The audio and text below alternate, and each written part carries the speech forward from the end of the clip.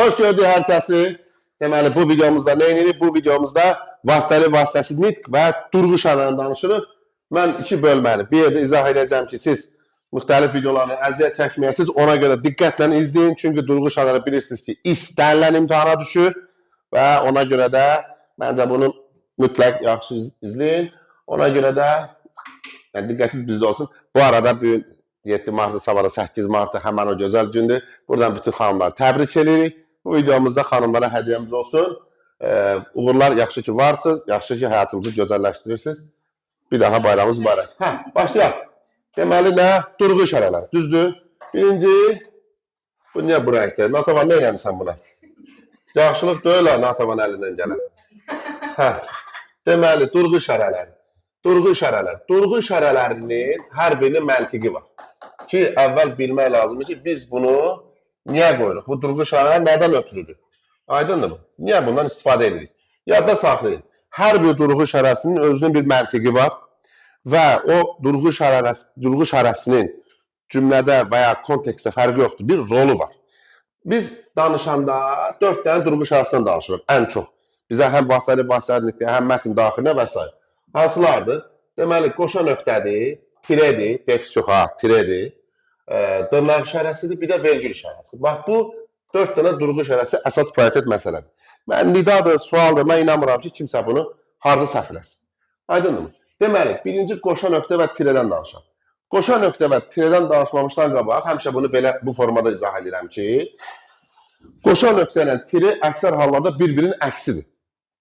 Yəni, harada ki, qoşa nöqtə qoyuram, orada yer dəyişmə eləsəm, nə qoyuram orada? Tirə qoyuram. Aydındır mı? Zəngzat gəlmiş ki orada. Deməli, məsələn, birinci buradan danışaq qoşa nöqtənin qoyduğumuz yerlər. Qoşa nöqtə. Qoşa nöqtəni o vaxt mən istifadə edirəm ki, onu deyib, sonra bir şeyi aydınlaşdırırım. Məsələn, harada qoydum? Gəlin xatırlayaq. Ümumiyyətli söz əvvəl gələndə nə qoydum? Qoşa nöqtə, sonra həmcisləri sayırdım. Düzdür? Məsələn, deyirsən ki, evdəkilər, qoşa nöqtə, atam, cümləni yazmıram da, anam, nə bilim, bacım. Düzdürmü? Atam, anam, bacım. Qoşa nöqtə qoydum. Bax, görürsünüz, sanki bu sözü aydınlaşdırmışam ki, nə demək istəyirəm. Burada, indi tire işarəsindən danışırıq. Tire isə eyni vəziyyətdə, bunun yerini dəyişsək, bunu istifadə edəcəyik. Məsələn, deyirəm ki, baxın, yazıram bura. Həmcins, həmcins, həmcins. Tire nə? Ümumiləşdirici söz. Hətta yazıda gəlsə biz ümumiyyətli sözdə nə demişdik? Bura nə salsam belə, o tireni yenə qoyacam. Aydındır. Yəni, bu tire ümumiyyətli sözə görə qoyulmuş tiredir. Nə salırsansa, məsələn, deyirəm ki, fikir verin. Evdəkilər, üzr istəyirəm, atam, anam, bacım, hətta burada hansı sözdən istifadə edirik adətən? Tire bir sözlə, düzdürmü? Bir sözlə vergül, evdəkilər. Bir də görürsən ki, adətən qrammatik kitablarına filana belə yazılır ki, bir sözlə sözündən qabaq tire qoyulur, sonra vergül. Bəziləri də elə bilir ki, mən bu tireni buna görə qoymuşam. Xeyr, buna görə qoymamışam. Məntiqlə fikirləşək. Mən buradan bir sözlə sözünü silsəm, hansı durğu işarəsi gələcək, hansı qalacaq? Vergül gələcək, tire qalacaq. Deməli, mən bu vergülü buna görə qoymuşam, tire isə bunun tiresidir. Bax, bu ümumiyyətli sözün tiresidir. Aydındır. Yəni, məsələn, testə düşə bilər ki, durğu işarələ bağlı göstərin, deyə bilər ki, cümlədəki tire yekunlaşdırıcı sözə görə qoyulub. Xeyr, ümumiləşdirici sözə görə qoyulub. Vergül buna görə qoyulub.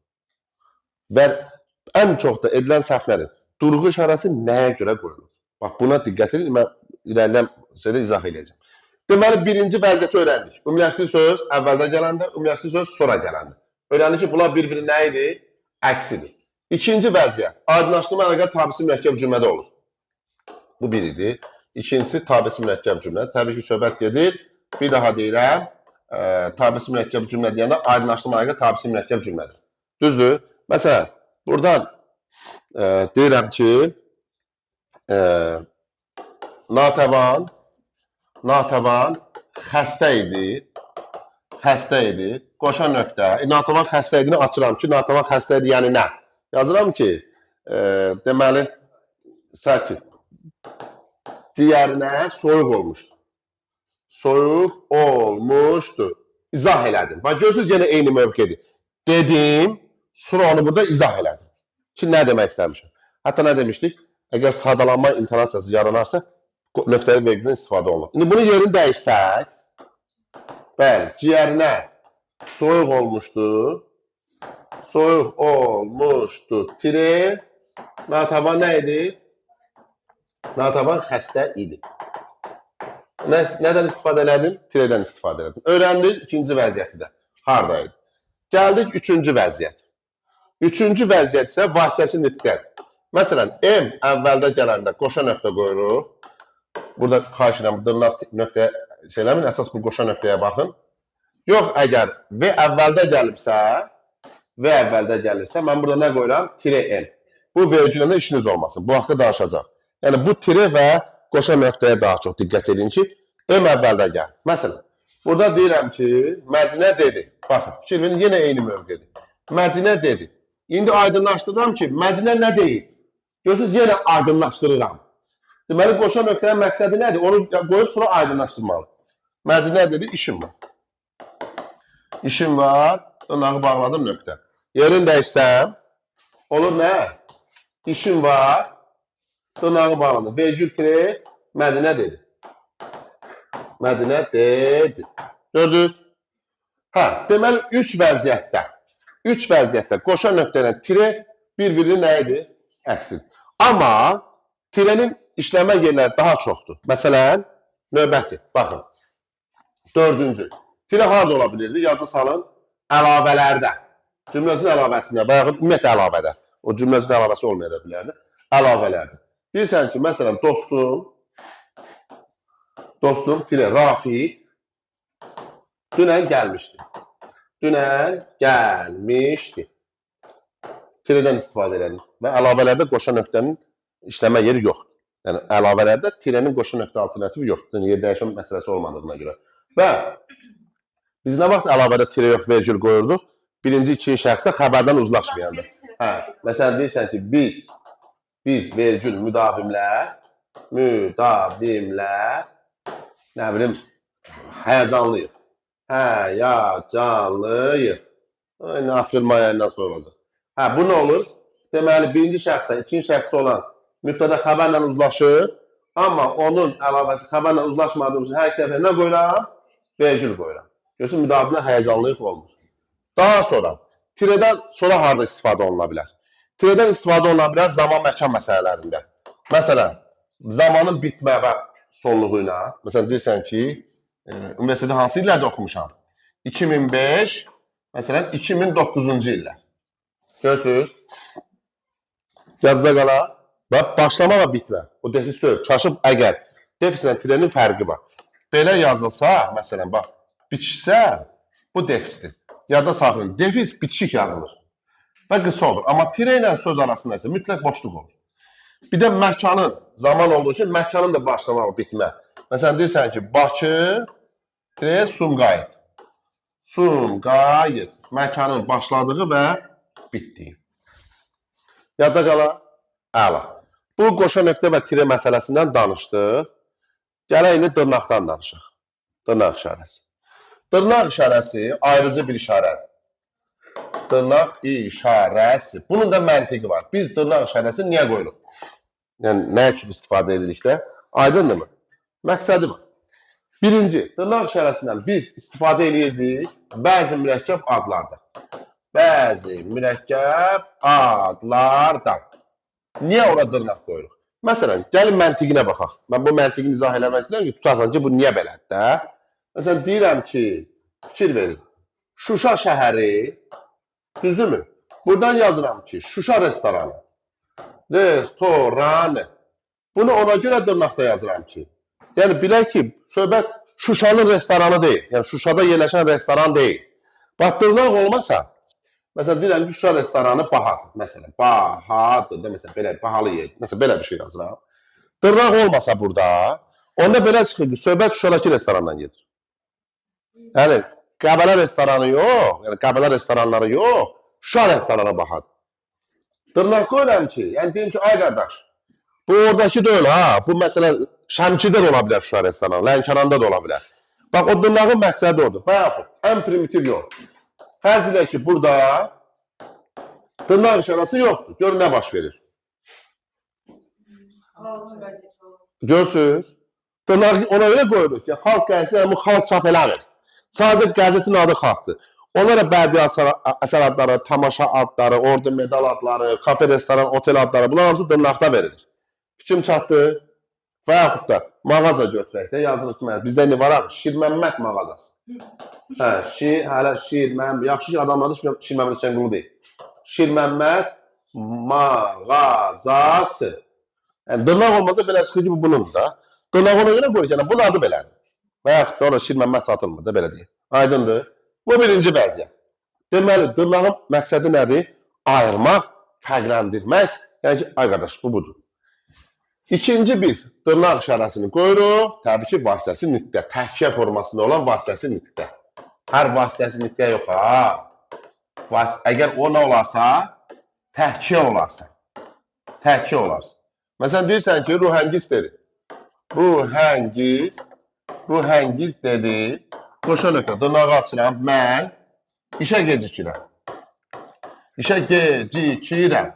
Bunu ona görə dırnaqda verirəm ki, məsələn, bunu mən yazmışam Səmaya. Bu cümləni mən məktub kimi yazmışam Səmaya, düzdür? Səmaya yazmışam ki, Səma, Rəngiz dedi, mən işə gecikirəm. Bunu dırnağı ona görə alıram ki, Səma bilsin ki, nə olsun, mən yazmışam, buradan bura kimi yazılım müəllifi mənəm. Amma bu cümlə mənim deyil. Ona görə onu dırnağı almışam. Öz cümlənlə, baba bu mənim cümləmdir, Ruhəngiz dedi, mən qurdum. Ruhəngiz dedidən sonra istifadə elədim, Ruhəngizin qurduğu cümlədir. Yəni, öz cümlənlə, Ruhəngizin qurduğu cümlənlə fərqləndirmək üçün nə eləmişəm? Dırnaq işarəsi almışam. Ki, oxucu bilsin ki, yəni, bu mənim də öyle, ha. Bildiniz? Vasitət nitqdə. Yəni, bizim dırnaq işarəsinin başqa bir yerdə, yəni, əsas budur, mürəkkəbat filan nəmində, burada diqqətli olmalısınız. Gəldik indi vergül işarəsinə. Qaranlıq qalırsa bir də deyim, ha. Mən onsuz da getirdən baxacaq. Vergül işarəsi. Əslində mən həmişə əleyhinə olmuşam vergülü morfologiyada keçməyi. Odan sonra vergül, səkindən sonra vergül, modal söz bağlar üçün. Əslində vergül sintaktik məsələdir. Vergül, məsələn, qramır azının belə bir şey var deyək. Fikir verin. Oğul, yemək vaxtıdır. Vaxtıdır. Təzinin ki, burada vergül yoxdur. Oğul yemək vaxtıdır, hə? Təsəvvürlə. O vergül qoyaq da, yəni oğul yemək vaxtıdır. Hə, vergülün əslində məqsədi budur. Ümumiyyətlə, durğu işarəsinin məqsədi, axı biz şifahi nitqdə ehtiyacımız yoxdur da durğu işarəsində. Biz intonasiya ilə birimizi anlaya bilirik. Amma axı mən bir də görsəm, müdavim sənə sual yazır, sual işarəsini qoyub nə bir şey. Məsələn, yazır, ismin 4 halı var. Bəlkə soruşmaq istəyir, ismin 4 halı var, mən soruşmaq istəyir, ismin 4 halı var. Bilmirsən bu nədir? YouTube'da ümumiyyətlə olun. Bir də görsən, elə suallar yazdı, bir də gör testin bütöv özünü ora köçürənlər olur, filan, nə bilim nə. Deməli, vergül işarəsi. Vergül işarəsini gəlin xatırlayaq, biz harada qoyurduq? Harada qoyurduq? Morfologiyadan başlayaq da. O və bu. Bu, o və bu deyənləri cəmaatı çaşdırırlar. Çünki əvəzdən sonra vergül deyirlər, xalq elə bilir ki, ancaq o və budan sonra vergül ola bilər. İstənilən əvəzdən sonra vergül gələ bilər də. Yəni, orada vergüllük bir situasiya varsa. Düzdür? Yəni, ona görə də morfologiyada vergül məsələsini unudun. Mən həmişə deyirəm, nahaq keçirlər onu morfologiyada. Bağlayıcıdan vergül. Bağlayıcıya görə qoyulmuyor o vergül. Məsələn, lap deyək ki, burada, məsələn, çıxış edirəm, 2 vergül. Deyirsən ki, 2-dən sonra vergül qoyulur.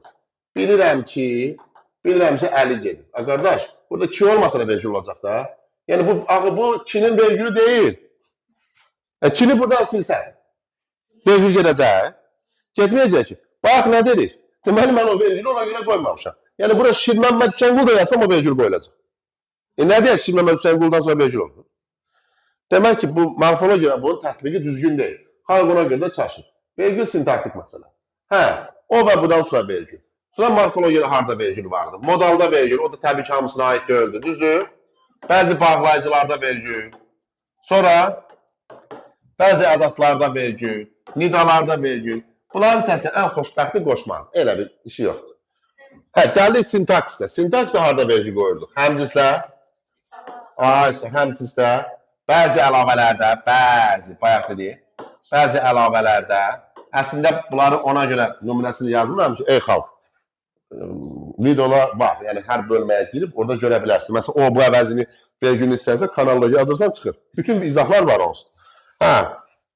Sonra bəli, kitab ara sözün vergülü. Kitab ara sözün vergülü. Görürsünüz? Sonra nəyin vergülü vardı burada? Mürəkkəb cümlənin tərəfləri, bəli. Mürəkkəb cümlənin tərəfləri. Yəni əslində bunları bilirik. Bir də elə bizim vasitəsiz nitq məsələmiz.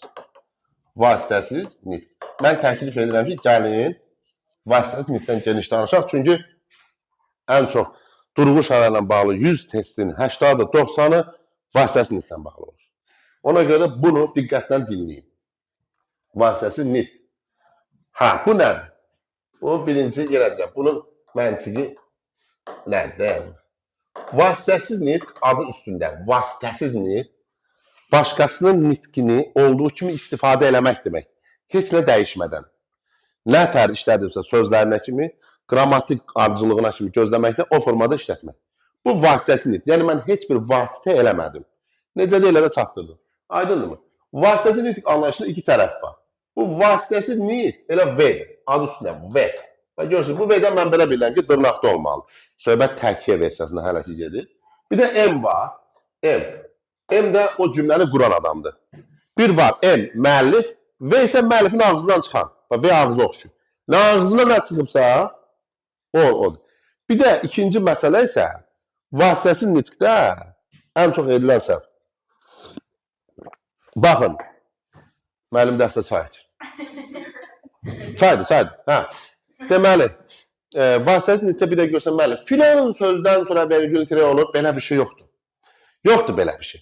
Biz vasitəsiz nitqdə sözlərlə işləmirik. Biz konkret olaraq buna baxırıq ki, bunun harası ağızdan çıxıb, harası ağızdan çıxmayıb. Vəssalam. Ağızdan çıxandan ağızdan çıxmayana bir sərhəd olmalıdır, bunu belə bilirik.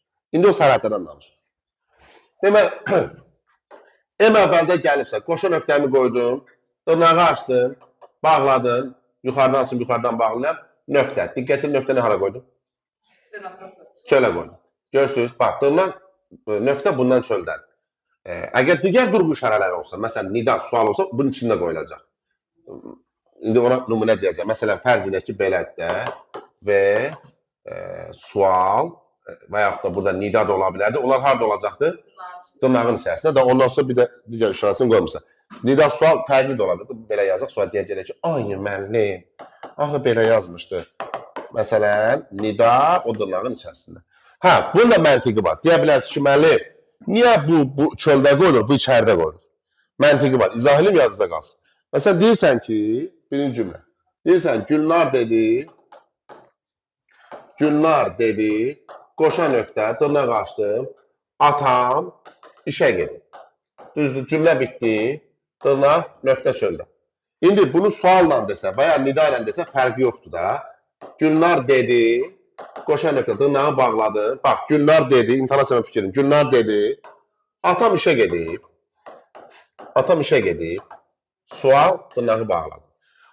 Nöqtə ona görə dırnaqdan çöldə qoyulur ki.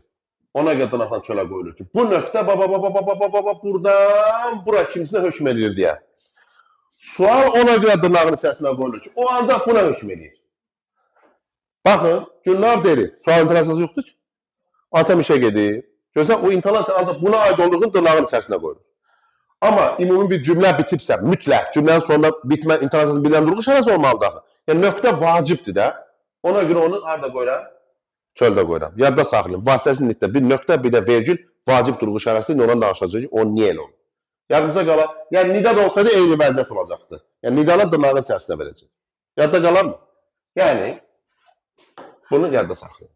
İkinci vəziyyət buranın yeri dəyişərsə. V, yenə dırnaqda, baxın bura. Vergül tire M. Vergül haradadır? Dırnaqdan çöldə. Düzdür? Əgər balacalaşdırın. Digər durğu şərələri olsa, sual, dırnaq, tire M. Daha vergülə ehtiyac yox. Dırnaq V, nida, dırnağı bağladım, tire M. Yenə eyni situasiyadır. İndi burada deyərsiniz ki, mənim vergül ona ne qoymuşum? Və bunlar olanda ne vergül qoymur? İndi diqqət edin bura. Bax, deyirəm ki, cümləni yazırım. Atam işə gedib, dırnağı bağladım. Vergül, tire, M. Yəni Gülnar dedi, belə yazdım. Uşaq dedi. Balaca hərflə yazdım. Yox, biləsiniz ki, ikinci M, B-dən sonra balaca yazılır. Uşaq dedi. Amma ilk V həmişə böyük yazılır. Baba fikir verin. Yəni cümlənin ortasında dəxilsiz bir sözü böyük hərflə görsəz, bilin ki, V orada başlayır. Yəni niyə yazılsın ki? Atam sözünə böyük hərflə yazılsın ki, düzdürmü? Hə. İndi bax, gəlin bunun ikincisini yazıram. Atam işə gedib. Bax, görürsünüz yenə eyni məsələ. Atam işə gedib. Sual, bağladım, uşaq soruşdu. Soruşdu, maraqlandı və s. və ilə. Feillərə diqqət edin. Hə, indi burada mən bu vergülü niyə qoyuram? Müəllim, olmaz ki, bunu qoymayayım. Yox, olmaz. Niyə? Bu vergülü ona görə qoyuram ki, bu cümlənin intonasiyası ilə bu cümlənin intonasiyası fərqlənsin deyə. Vergül olmasa cümlə belə olacaq. Atam işə gedib, uşaq dedi. Görürsünüz? O vergül məcburlu ki, mən cümlələr belə olmaz. Atam işə gedib, uşaq dedi. O vergül o pauzanı məcbur edir. Olmasa pauza olmayacaq. İndi burada bəs niyə vergülə ehtiyac qalmır? Ay müəllim. Atam işə gedib, uşaq soruşdu. Artıq ehtiyac yaranmır. Onsuz da intonasiya fərqi yaranır deyə, axı bu sual, bu təsdiq intonasiyasındadır axı. Daha vergülə ehtiyac qalmır. Və yaxud bu xüsusi səyəcan versiyasında olacaqdır, intonasiyasında olacaqdır, daha vergülə ehtiyac qalmır. Gördünüz? Deməli, nə öyrəndim? Vergüllə nöqtə dırnaqdan çöldə, nida ilə sual dırnağın içində. Yadınıza qalar, bunu bir dənə bilin. Burası sonrası heç kim işlə edəməyəcək. Sən deyirsən, mən də bilin. Hə? Nə?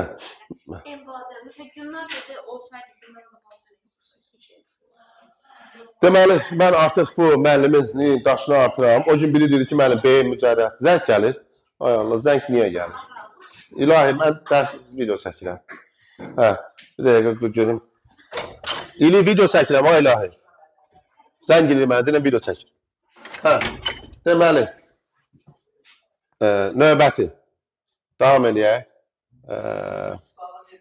Hə, indi vasitəlikdə digər məsələlərdən danışaq. Hə, növbələşmə olarsa. Bax, V, M, V-dirsə, bax, ilk V böyük, ondan sonra balaca olur. Bu dırnaqda olur. Dırnaq bir dəfə açılır, bir dəfə bağlanır. Nöqtəm yenə dırnaqdan çöldə, başqası olsa içəridə. Burada da mütləq bir sərhəd olmalıdır, vergül tiri, vergül tiri. Yenə deyirəm, mənə maraqlı deyil burada nə yazılıb. Dedi yazılıb, soruşdu yazılıb, D yazılıb, qışqırdı yazılıb. Mənə maraqlı deyil. Mənə maraqlı odur ki, bunun harası ağızdan çıxıb, harası ağızdan çıxmıyor. Mənə bu maraqlıdır. Məsələn, deyirsən ki, nümunə, atam işə gedib, dedi, gez gələcək. Yəni, mənə burası maraqlıdır. Aydındır, mənə burası maraqlıdır. Buradan bura olan hissənin, bu hissəsi ağızdan çıxmıyor. Bunlar ağızdan çıxıb, düzdürmü? Deməli, bunlar V'dir, bu M'dir, bu da V'dir. Burada nə qoyacaq? Vəssalam. Vergül tiri, vergül tiri. Yox, əgər M əvvəldə gəlib, sonra nöqtə V, dırnağımız V'də burada, vergül tiri, kiçik M. Uşaq, atam işə gedib dedi. Onu da qoy yazım burası üçün. Özüm böyük hərflə yazacağım ki, orada aydın görürsün. Uşaq, qoşa nöqtə. Dırnağı açdım. Atam işə gedib dedi. Buna bağladım. Vergül tiri dedi. Hə, yəni bu vasitəsi nitqdə bu şeyləri bildik. İndi bu tərkiyə formasıdır, dırnaqlı. Yəni tərkiyə formasında sizdən soruşsalar, müəllif tərkiyəsindən soruşsalar, biz buna dedik dırnaqlı forma. Yəni bayaqdan danışdığımız budur. Deyirsən ki, uşaq dedi, qoşa nöqtə, dırnağı açdım, atam işə gedib. Düzdürmü? Atam işə gedib. Buna dedik tərkiyə forması. Yəni dırnaqlı. Bir də var dialog forması. Dialog formasında dırnaq olmur və o təzə abzasdan olur. Təzə abzasdan olur. Məsələn, hə, deyirsən ki, uşaq dedi, qoşa nöqtəni qoyuram, da dırnaq açıram, sadəcə bir tiri atıram, atam işə gedir. Atam işə gedir. Ona görə burada dırnağa ehtiyac olmur ki, mən artıq onu yeni sətirdən verdim, onsuz da fərqləndirdim. Ona görə ona ehtiyac olmadı. Ya da qala, amma yenə məsələn, atam işə gedib, məsələn, belə yazaq, deyək ki, uşaq, atam işə gedib, vergül tiri dedi, görürsünüz, yenə bu formada artırın geçsin, gez gələcək. Yəni, burada heç bir şey dəyişmir. Gəldik vasitəli nitqdə son iki məsələ. Bir, durğu işarəsi məsələsi, yəni nə? Suala diqqət edin. Bax, bir var, buraxılmış durğu işarəsi soruşulanda, Aynur. Buraxılmış durğu işarəsi soruşursa, A-dan Z-yə nə varsa onu tapırsın. buraxılmış durğu işarəsi. İndi mən bir dənəsinə nümunə yazacağım. Bir də var, vasitəsiz nitqə görə buraxılmış durğu işarəsi. Bax, onu da buradan yazıram. İkinci şərtimizdə belədir ki, vasitəsiz nitqə görə buraxılmış. Hə, bunlar fərqli suallardır. Bax, mən sizə deyirəm. Deyəcəm, səbir. Hə, düşmüşdü, 10 saniyə çıxırdı onun cavabı. Deməli, vasitəsiz nitqə görə buraxılmış durğu işarəsi söhbət gedə bilər tirədən, gedə bilər dırnaqdan, gedə bilər vergüldən, gedə bilər qoşa nöqtədən. Gedir yox, ha, gedə bilər. Çünki dırnaq başqa şeyində ola bilər. Amma yadda saxlayın ki, heç bir halda nida, sual və nöqtə, bu üç dənə var, ha. Heç bir halda vasitəsiz nitqə aid deyil. Vasitəsiz nitqin deyil. Yəni, nardı variantlarda onları tulluyursunuz. Çünki o sadəcə intonasiyaya görə qoyulur. Hə, indi baxın bura. Məsələn, cümlə düşün. Deyirsən ki, uşaq, qoşa nöqtə, əmin, atam hara gedib? Yox, bir dəqiqə. Məsələn, atam işə gedib. Atam işə gedib. Dedi, gecmi gələcək? Gecmi gələcək? Sual, düzdürmü?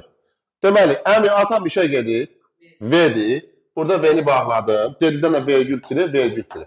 Əgər buraxılmış durğu işarəsi deyirsə, bax, birinci sual, Adan Z'yə hamısını sayırsan, bax, bunu da sayırsan, bunu da sayırsan, bunu da sayırsan, nə bilim, bunları da sayırsan, bax, görsən, bunları da sayırsan, buraxılmış durğu işarəsi deyirsən. Bunu da sayırsan, bunu da sayırsan. Dırnaqlar adətən dırnaqlar olur da. Hə, amma vasitəsiz nitqə görə buraxılmış durğu işarəsi deyirsə, mən məhz vasitəsiz nitqə görə qoyduğum durğu işarəsini. Bax, bu dırnaq, bu xitabın vergüldür, mənə dəxli, düzdürmü? Bax, bu qoyduğum vergül tiri, bu sual yox, və sadəcə bu qoşanlar, dırnaq. Başa düşdük? Vasitəsiz nitqə görə buraxılmış durğu işarəsi deyəndə, sən məhz vasitəsiz nitqə görə qoyduğun durğu işarəsi tapmalısın. Amma ümumi buraxılmış durğu işarəsi deyirsə, Adan Z'yə hamısı.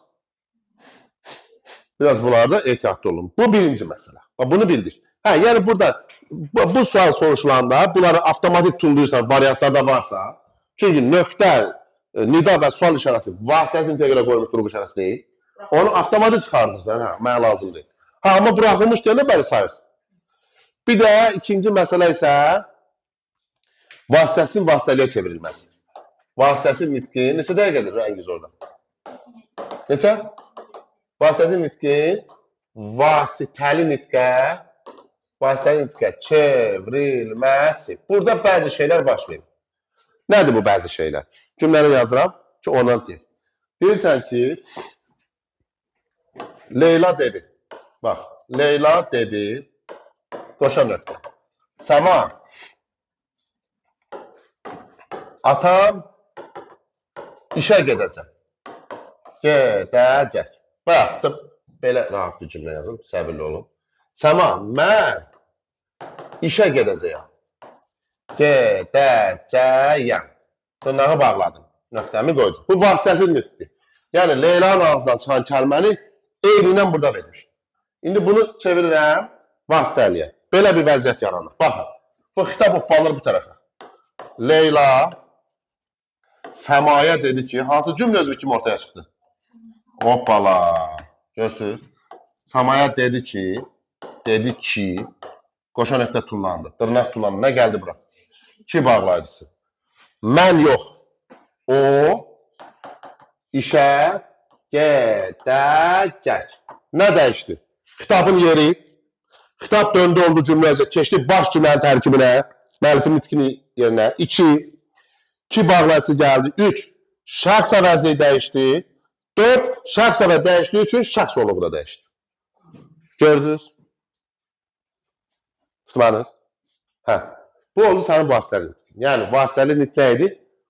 Bayaq vasitəsiz verdim. İndi məzmunu saxlayıram, amma öz cümlənə. Bayaq həm məzmunu saxlamışdım, həm formasını saxlamışdım. Leyla Səmanı işə gedir. Yox. Leyla dedi ki, Səma işə gedir. Hə. Necə eləyəsən? Alın bunu, 100 vurma. Hə. İşə gedəcək bu. Yox. O sadə cümlə olur. Hə. Məsələ versən, Leyla dedi ki, Səma işə gedəcək. Səma getmir ha, Səma xitabdır. Səma, mən işə gedəcəm. Səma nə getsin, mən gedəcəm. Leyla deyil. Da bütün vasitəsiz nitqlər, vasitəli nitqlər tamamlıq budaq cümlələrdir. Sadə cümlə deyil. Deyil, sadə cümlə deyil, heç deyil. Hamısı tamam. Bəli, hamısı tamam. Ona görə durğu şəhərlərini işləyəndə çalışın, bax, sizə dediyim şeyləri nəzərə alın. Bir də ən çox da vergüllər. Məsələn, unutmayın. Bir də görsəniz 700 dənə vergül çıxır. Diqqət edin ki, vergül harda olmalıdır. Məsələn, bax, mürəkkəb cümlənin vergülü, o bunun vergülü, nə bilim, hamısını hesablamalısınız. Maksimum diqqətlə. Yəni, bir vergülü gözdən qaçırsan, səhvdir. Yəni, bir dənə vergülü gözdən qaçırsan, səhvdir. Keçən il biraz məlumundan əvvəl. Ondan əvvəlki, deyəm, Orada belə vergülləri artırılması ilə hesablayır. ha, elə bir sual var idi. İndi o sualı bilmirəm, tapıb burada göstərə biləcəm ya göstərə bilməyəcəm. Əslində 10 saniyə onun cavabı çıxırdı. Miqdə düşmüş sualı idi. İndi bilmirəm, onu görüm an olaraq burada açıb. Yox, MİQ 10 saniyəlik məsələsi deyil. İndi burada Sualı səhvdir. görüm tapa bilirəm bizə dəqiqə. İnşallah burada aktivdir. Qaydada verdilər. Nə dedilər qaydada? Yəni, kitablarda qayda. Səbirli olun. Səbirli olun. Nicat. Nicat özü burada olmasa ruhu bizləndir. Köhnə mesajlar sinxronlaşdırılır. Sinxronlaşdırılır Nicat. Gözləyirik.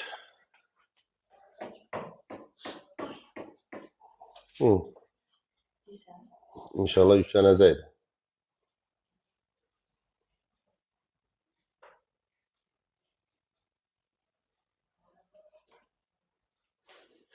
Deməli, Nicat. Yox, ehtiyac yox. Yəni, bir də məsələn. Pauza verəydi, onu kim cəmaat boşuna gözləməsin. Hə, indi göstərirəm, səbirli olun. Hə, deməli sualı tapdıq. Bu dediyim kimi 2023-də düşən sualdır. Düzdür, mənim vaxtım mənasız yerə aparmışdı, çünki bu sualda qüsur vardı, ona mənim işim yoxdur da. Burada nədir əslində? 10 saniyə bu sualın cavabı çıxır. 10 saniyə. Məsələn, müdavim maraqlı deyil, bu sual düzdür ya yoxdur. 10 saniyə çıxır. Nədir? Cümləni oxumağa ehtiyac yoxdur. Baxın, mən burada olsa qoşan nöqtəni məcbur qoymalıyam. Düzdür? Qoşan nöqtə ilə başlayan 2 variant var. 2 variant var. Sual mənə nə deyir? Sual mənə deyirdi ki, vasitə nitqə görə buraxılmış durğu işarəsi. Onu bir balacalaşdırım. Hə, vasitə nitqə bağlı. Vasitə nitqə bağlı deyir axı. Düzdür? Vasitə nitqə bağlı dediyi üçün, bunu buradan silim. Hə, deməli nə dedik? Bu qaldı. Çünki burada qoşan nöqtəni məcbur qoymalıydı. Düzdürmü? Vasitə səbirli ol. Neynəm onu? Burada nə var? Nidanı çıxdım. Cavab hazır. Doğrudan deyirəm, qoşan nida deyə bir şey yoxdur orası da. Gəl test hazırlayıb var. Yəni 10 saniyə çıxır bunun cavabı. Amma mən oturub bunu tapmışam, sonra bunu bərpa edirəm ki, bərpa edirəm ki, bəs görüm nədir. Nəsə belə.